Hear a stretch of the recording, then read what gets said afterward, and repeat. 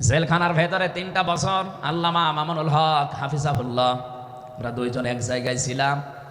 সকালে এবং দুপুরের খাবার আমরা এক জায়গায় খেতাম। মাঝে মাঝে আমারে বলতেন যে হামজা, বাইরে যদি আল্লাহ নিয়ে যায় কোনোদিন কাফেরের জানাজায় যাব না, পড়াবো না। আমারে বারবার জিজ্ঞাসা করেছি, ভাই আপনি কাফের পান কোথায়? বাংলাদেশে তো সেরকম কাফের আমরা দেখি না। উনি আয়াতটা আমাকে শুনিয়ে বলেছিলেন, কাফের তো তারা যারা আল্লাহর কোরআনে বাধা দেয়। সুতরাং এই দেশে যারা কোরআনে বাধা দেবে সে ডাইরেক্ট হোক ইনডাইরেক্ট হোক, সূরা হামিম সেজদার 26 নম্বর আয়াতের দলিল অনুযায়ী লোকটা কাফের। কাফেরের জানাজা পড়া কিন্তু হারাম। আমার মনে হয় এখন দেশের অবস্থা যা, আমরা যদি এই সিদ্ধান্তে উপনীত হতে পারি যে কাফেরের জানাজা বন্ধ হয়ে যাবে, আগামীতে কোরআনে কারীম বাধা দেওয়ার মতো সাহস অনেকেই করবে না।